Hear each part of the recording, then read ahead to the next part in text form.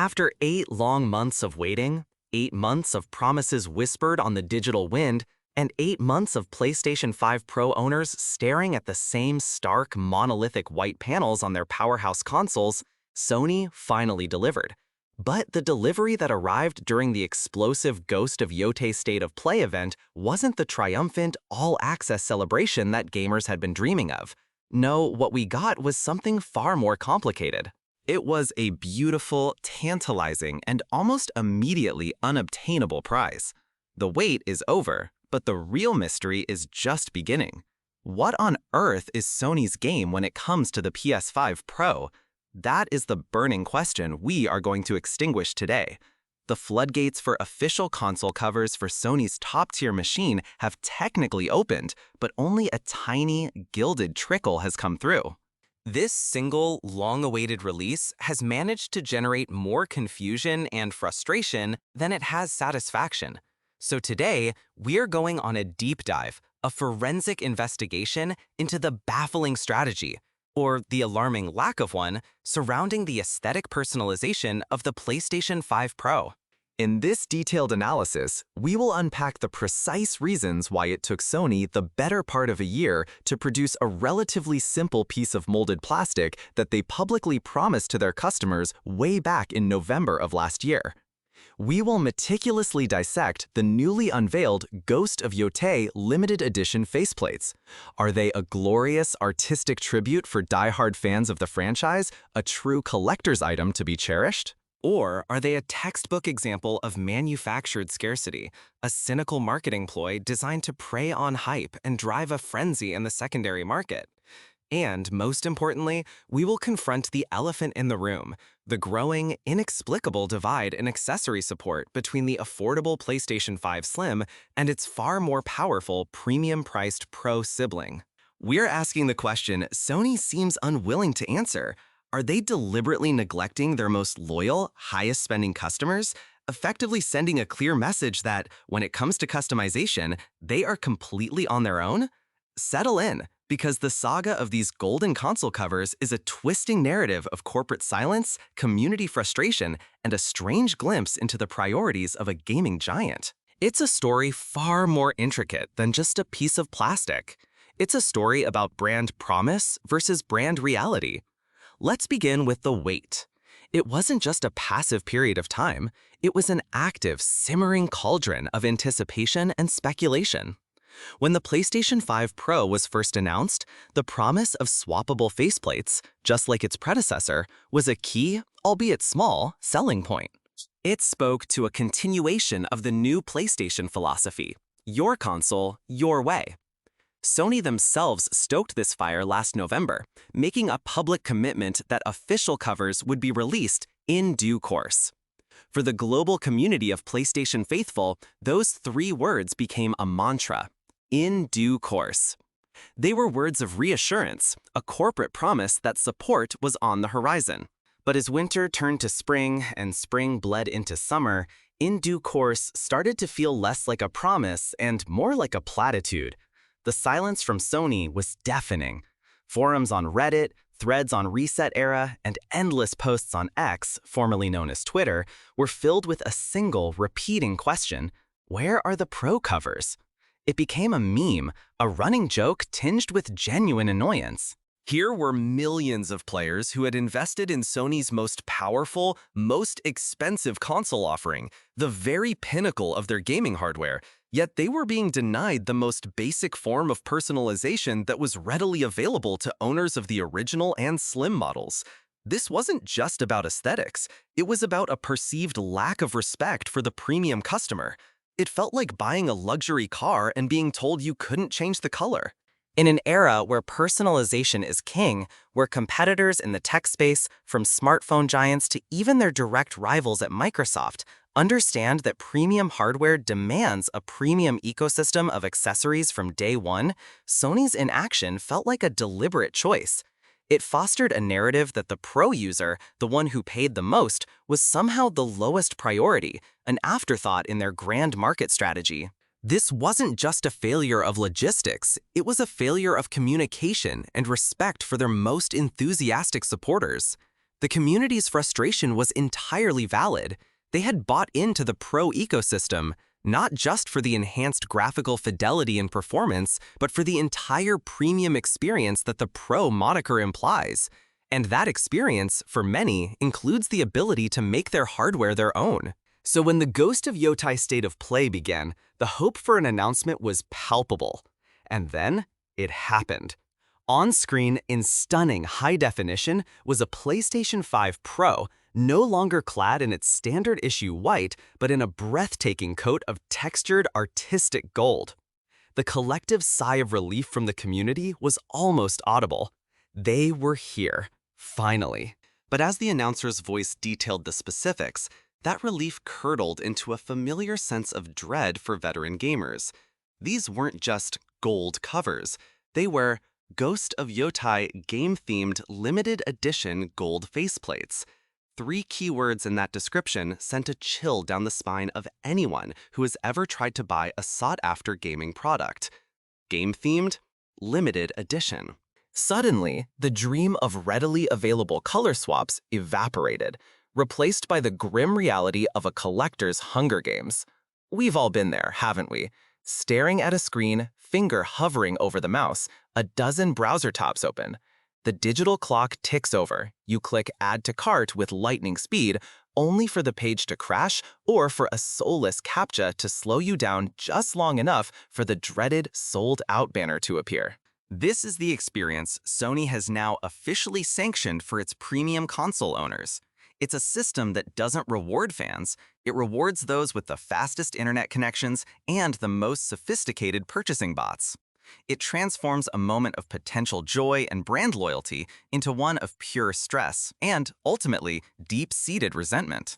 By making the very first official alternative design for the Pro a limited edition, Sony ensures a firestorm of demand for an artificially small supply. It guarantees that the covers will sell out in minutes, if not seconds. It guarantees that a significant portion of that stock will be swallowed up by sophisticated scalper bots, only to reappear on sites like eBay for 2, 3, or even 10 times the original retail price. For the average fan, the person who just wanted to make their console black or blue or red, this announcement wasn't good news. It was a slap in the face. It told them that their first and only official option was a product they almost certainly wouldn't be able to buy at a fair price. It's a deeply frustrating cycle, and one that makes you question the motive. Is the goal to delight the fan base, or is it to create a headline-grabbing, sell-out product that fuels the hype machine, even if it leaves the vast majority of your customers empty-handed and resentful? It's a classic story of manufactured scarcity, isn't it? If you've ever battled scalper bots for a limited edition release and felt that sting of disappointment, go ahead and hit that like button to show some solidarity. It is a tough world out there for genuine fans and collectors. This leads us directly to the third-party market, the gray area where consumer demand meets entrepreneurial spirit. Nature abhors a vacuum, and for 8 long months, the vacuum for PS5 Pro customization was vast. Unsurprisingly, an entire cottage industry sprang up to fill it. Websites like AliExpress, the massive Chinese online retail service, became the de facto source for PS5 Pro faceplates. Sellers from around the world began producing their own versions in every color and finish imaginable. Matte black, chrome silver, cosmic red, translucent purple, the variety was staggering. For a fraction of what Sony will likely charge for its limited edition plates, you could get a set of covers delivered to your door. Of course, this route is a gamble. You're dealing with unknown sellers, variable quality control, and the nagging feeling that you're using an unauthorized product. Some plates might fit perfectly, while others might have slight imperfections or use cheaper-feeling plastic. But for players starved for choice, it was a risk worth taking. It was a solution. This thriving shadow economy, born from Sony's inaction, forces a fascinating strategic question. Does Sony see this market and simply think, what's the point in competing? Perhaps the internal calculus at Sony headquarters suggests that the market for Pro covers isn't big enough to justify the mass production and distribution of a wide variety of colors. Maybe they believe that the hardcore fans who care most about this have already been served by sites like AliExpress. In this view, releasing a very special, high-margin, limited edition product every now and then is the perfect strategy. It allows them to control the premium narrative, create hype, and make a healthy profit without needing to manage the logistics of stocking 10 different colors of console covers around the world. It's a cynical but potentially sound business argument. The problem is, it completely ignores the concept of brand integrity and the desire of many customers to buy official, guaranteed quality products directly from the source. It outsources their customers' desires to an unregulated market, which feels like a strange move for a company that meticulously controls every other aspect of its ecosystem. The situation becomes even more perplexing when you compare the treatment of the PS5 Pro to its smaller sibling, the PS5 Slim. Let's paint a picture to truly illustrate the absurdity of this situation. Imagine two friends, Alex and Ben. Alex walks into a store and buys a PlayStation 5 Slim. It's a fantastic console. A week later, Alex decides the white doesn't quite fit their living room aesthetic. They go to the official PlayStation Direct website, browse the Deep Earth collection, and within minutes have a set of official, guaranteed-to-fit volcanic red faceplates on the way. The process is simple, satisfying, and reinforces their positive feeling about their purchase. Now consider Ben.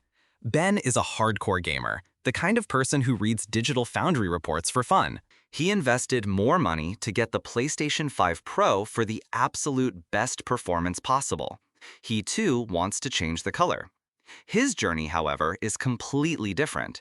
He goes to the official website and finds nothing, just the standard white. His only official option, announced after an 8-month wait, is a Ghost of Yotei special edition that sold out in 23 seconds and is now listed on eBay for $400. Frustrated, Ben turns to the wilds of the internet. He spends hours scrolling through AliExpress, comparing dozens of unknown sellers, reading user reviews written in broken English, trying to decipher if premium ABS plastic from a seller named CoolGameStuff88 is a legitimate claim. He takes a gamble, pays for shipping from halfway across the world, and weeks later, a set of black plates arrives. Maybe they fit perfectly. Or maybe one of the tabs is slightly misaligned, creating a tiny but infuriating gap. This is the experience Sony has created for its most premium customer. One is a seamless, brand-affirming retail experience. The other is a frustrating, time-consuming, and risky venture into a gray market. The contrast is not just stark, it's insulting. The source article explicitly notes that the Slim model gets a variety of covers. Since its launch, Sony has supported the Slim with an array of official faceplates from their Deep Earth collection, volcanic red, cobalt blue, and sterling silver, in addition to the standard matte black. The message this sends is frankly bizarre. It defies conventional business logic, which typically dictates that your premium products receive premium support and a wider range of accessories. Several theories could explain this discrepancy. It could be a simple matter of manufacturing priorities, with the production lines geared towards the higher volume Slim model. It could be that Sony misjudged the market, believing Pro owners to be a niche group less concerned with aesthetics. Or, most worryingly, it could be a signal that the Pro is seen internally as a mid-generation refresh for enthusiasts only, with the Slim being the true main console for the masses and thus the focus of their accessory efforts. Whatever the reason, the result is a two-tiered system of support that feels entirely backwards. Now, let's not be entirely negative. Let's give Sony its due and look closer at the design of the Ghost of Yotei covers themselves, because they are genuinely beautiful. According to the official PlayStation blog, both the Slim and Pro covers feature the same Kintsugi-inspired designs and maker's seal found on the PS5 console, Ghost of Yotei Gold Limited Edition bundle. This detail about Kintsugi is incredibly important. Kintsugi is the ancient Japanese art of repairing broken pottery by mending the areas of breakage with lacquer, dusted, or mixed with powdered gold, silver, or platinum. The philosophy behind it is profound. It doesn't seek to hide the damage, but to illuminate it, celebrating the object's history and treating the repair as a beautiful part of its journey. The cracks are not a source of shame, but a testament to survival and rebirth. Connecting this powerful philosophy to a game titled Ghost of Yotei is a stroke of artistic genius. It suggests themes of a protagonist who is perhaps broken, scarred, or defeated, but who is reforged into something stronger and more beautiful. The golden cracks on the console cover aren't just decoration. They are a narrative element, a physical manifestation of the game's soul. This is the kind of thoughtful, premium design that fans expect from PlayStation. It's a testament to the fact that when Sony's creative teams are allowed to flex, they can produce something truly special. The tragedy is that this beautiful piece of art is being dangled just out of reach for so many. So where does this leave us? We have a community of dedicated PS5 Pro owners who have waited patiently for nearly a year. Their reward is a single, stunningly designed, but frustratingly exclusive product. The core problem, a fundamental lack of basic, accessible choice, remains completely unaddressed. Sony has broken its silence, but only to whisper a secret to a select few. The big question remains, what is the endgame here?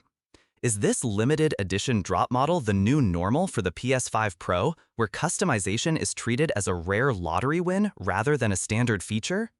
Or is this, hopefully, just the first, small, hesitant step towards a future where Pro owners will finally get the same range of choices that Slim owners already enjoy? The silence from Sony on a broader, long-term strategy is what's truly deafening. So the questions we must leave you with are these. What does the Pro and PlayStation 5 Pro actually stand for in Sony's eyes? Is it merely a sticker indicating higher frame rates? A cold, hard technical spec detached from the user experience? Or is it supposed to be a promise? A promise of a premium, comprehensive, and fully supported ecosystem for those who choose to invest the most in the PlayStation brand. Because right now, from the perspective of a Pro owner wanting something as simple as a different color, that promise feels utterly broken. The path Sony chooses next will speak volumes about whether they value the loyalty of their most dedicated fans, or if they're content to let them fight for scraps in the limited edition aftermarket. We'll be watching this story with intense interest, and you should too.